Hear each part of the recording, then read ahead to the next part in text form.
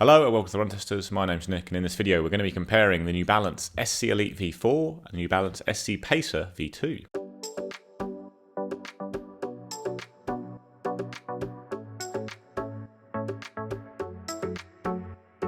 So the Pacer and the Elite are both new carbon plate racing shoes from New Balance this year.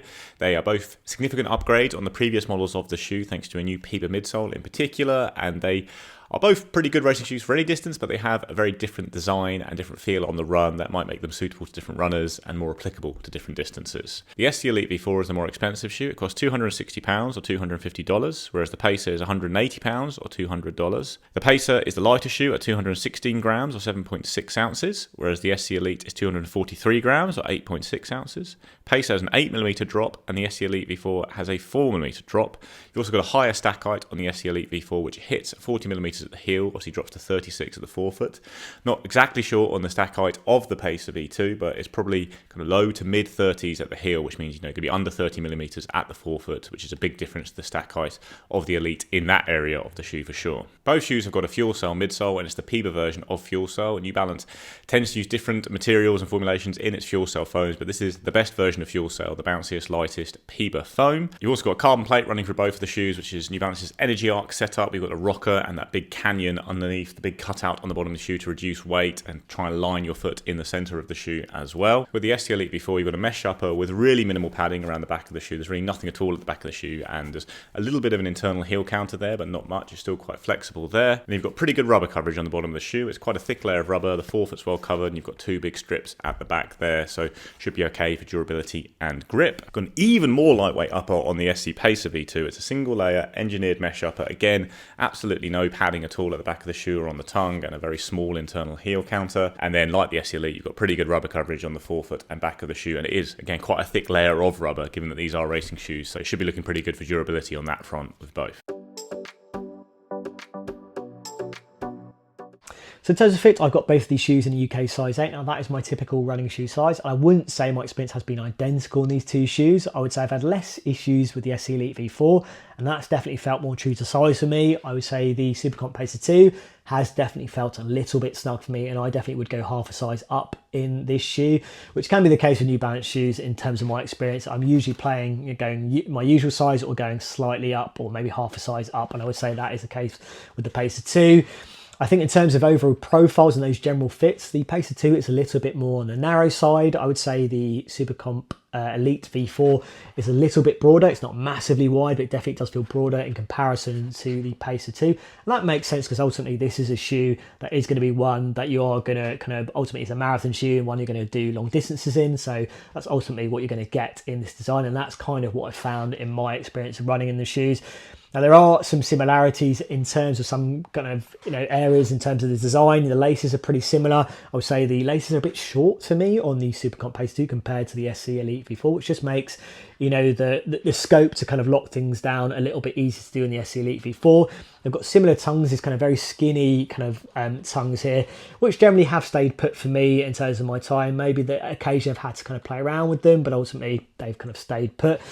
And then you get to kind of heel collars, and they are very similar, as you can probably see, and I'll kind of zoom in terms of having no padding inside, very little padding in general, and I think ultimately those are going to cause some issues for people. Now, on the SC Elite V4, I did initially have issues with that, but I played around with the kind of lacing, and that became less of an issue, and obviously run a marathon in this shoe. With this shoe, I have found it more prevalent for me, that kind of Achilles kind of aggravation for me on the Supercomp Pacer 2.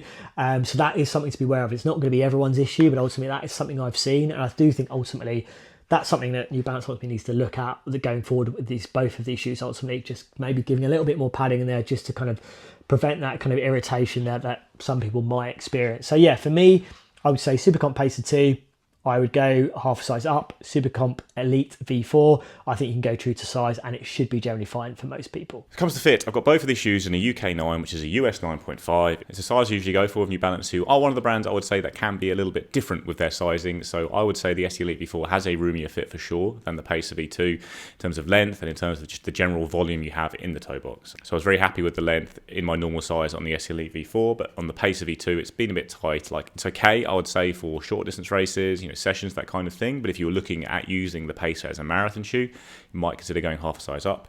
Both shoes have got problematic heels, I'll say it like that. They can rub a bit.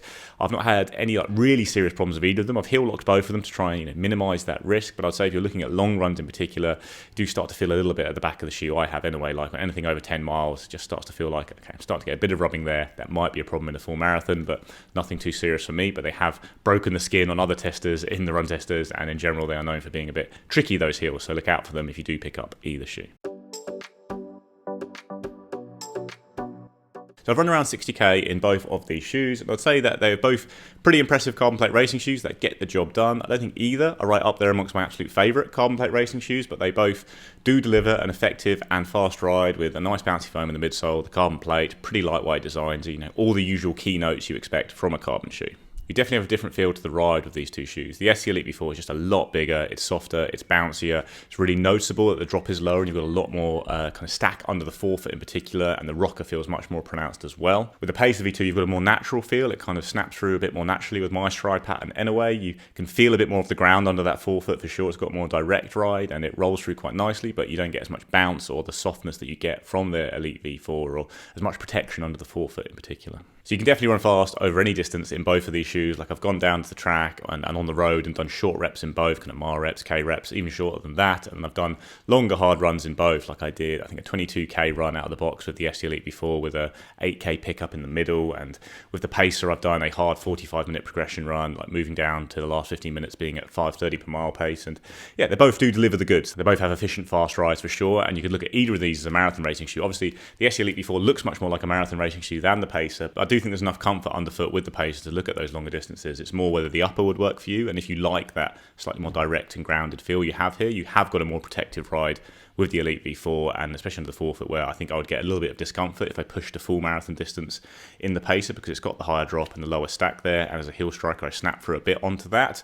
With the Elite V4, there's no chance of discomfort. It's a very comfortable and accommodating shoe, and I think it's one that people who are new to marathons and looking at their first carbon racing shoe for that distance in particular, I think it is quite an accommodating option, apart from the dodgy heel, because it is so comfortable underfoot. So to test the shoes out more directly, I took them both to the track for a session running mile reps. I was doing 6 1-mile reps at 5:20 per mile, and I think I had a 60-second break or 90-second break in between those reps, and did the first 4 reps in the Pacer V2 and the last 2 in the SC Elite V4. And I was really looking forward actually to swapping over to the Elite V4 before I started the workout. I was thinking, it'd be a really comfortable but really bouncy shoe. I think it's the more impressive shoe. I'd done a little run in both shoes at the same time before I'd done that session. I thought it's going to be the more impressive shoe, but actually I was running really well in the Pacer, really ticking off those reps nicely, felt very fluid, very controlled. Swapped to the Elite V4, and it was like bizarrely unnatural how it felt compared to the Pacer on that first rip in particular. Like so much more rockered, so much bigger, so much more foam underfoot and the forefoot, and bouncier, and it actually took a rep to adjust. On the second rep, I was running well in both of the reps in this shoe, and I enjoyed running in it, but it felt really unnatural, and it felt like I was adjusting my gait pattern more to work with the shoe, whereas the Pacer felt like it fit with my running style a bit more naturally, and enjoyed it a bit more in that session. So I did come out of that session a bit surprised that I did have a clear preference for the Pacer for that kind of run in it. But then when you move more towards cruisy efforts, tempo efforts, like the kind of long run I did in the SC Elite before with that 8k pickup in the middle, I think that's where I prefer to use this shoe, just because of that extra comfort under the forefoot and that kind of thing. And it really does work well at a more cruisy pace, whereas I think the Pacer has that little bit more edge if you are going to run fast. So in terms of my running experience with these two shoes, they are slightly built differently. The Supercomp Pacer 2 is billed as a kind of 5k, 10k shoe. The New Balance SC Elite V4 is very much kind of New Balance's marathon shoe. This is kind of its top tier carbon racing shoe. It's more expensive ultimately. And this is a shoe that I've run a marathon in. I've done a lot of my marathon training in for London earlier this year. So we've had the Supercomp Pacer 2 in more recently. I've kind of focused on doing those kind of shorter distances in it, but I have gone and run longer in it. I've gone beyond an hour, kind of gone up to kind of 9-10 miles in this shoe as well too, which I think ultimately you couldn't really do with the original Supercomp Pacer. Now there's obviously some clear kind of similarities in terms of that design.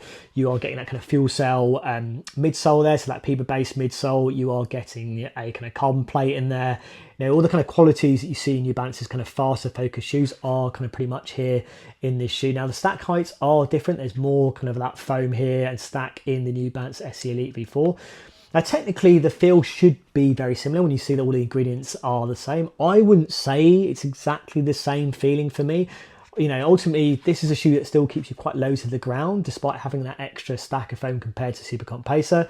this kind of, compared to this shoe particularly, does kind of give you a little bit more off the ground, maybe not so much against other kind of super shoes, but definitely does elevate you a little bit more in terms of that experience. Now, I would say those midsoles feel a little bit different for me. I still think they're, enjoyable shoes in terms of those overall rides and experiences.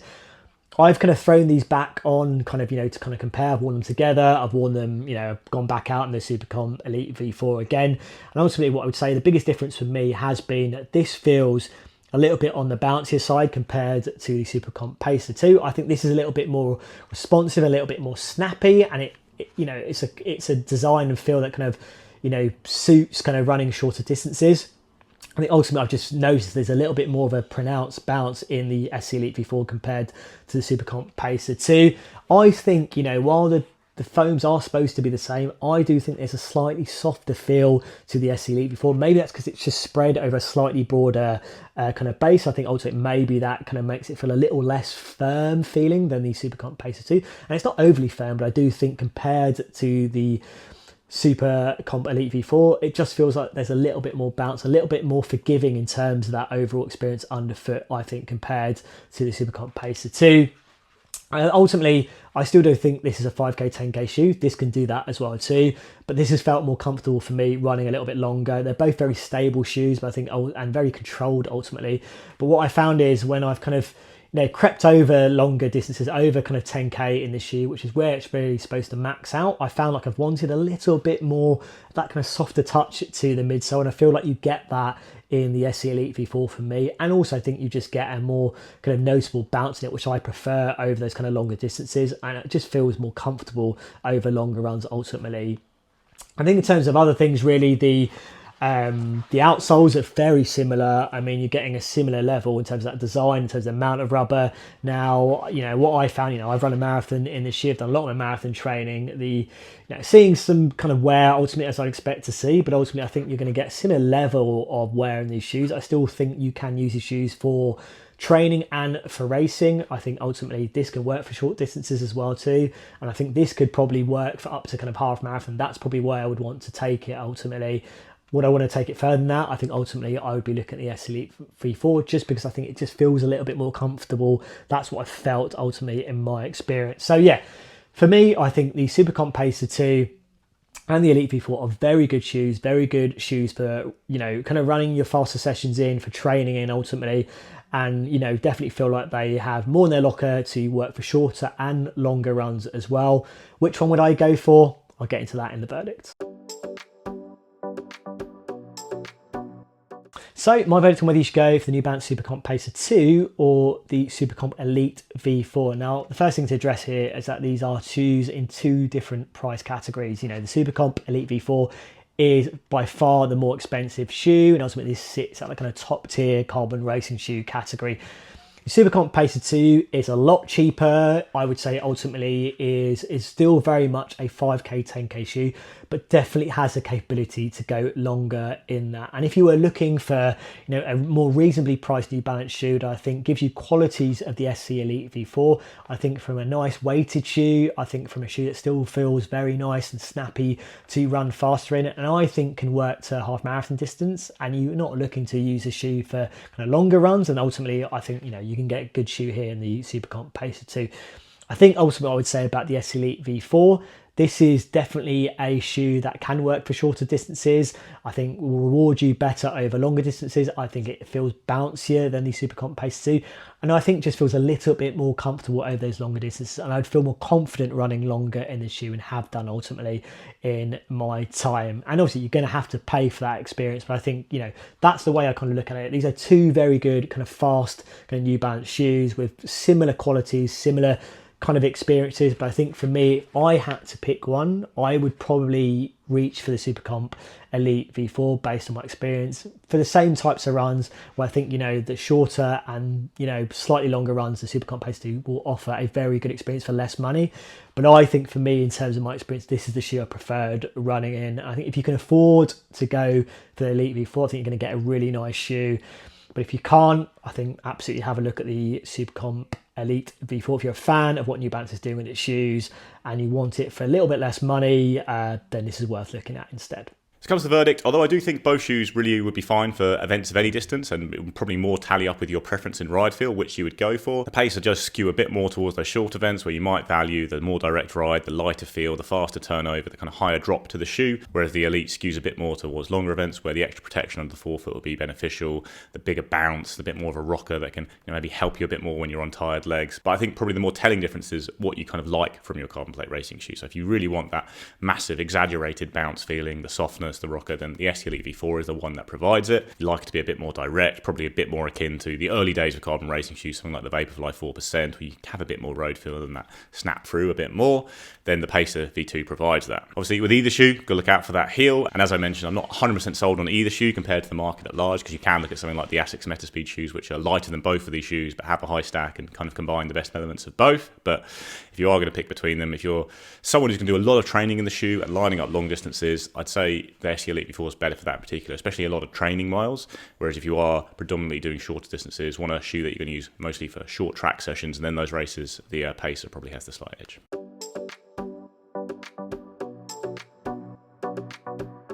That's a comparison of New Balance's two top carbon plate racing shoes. Let us know what you think in the comments below. Please do like and subscribe, ring the little bell, and we'll see you next time.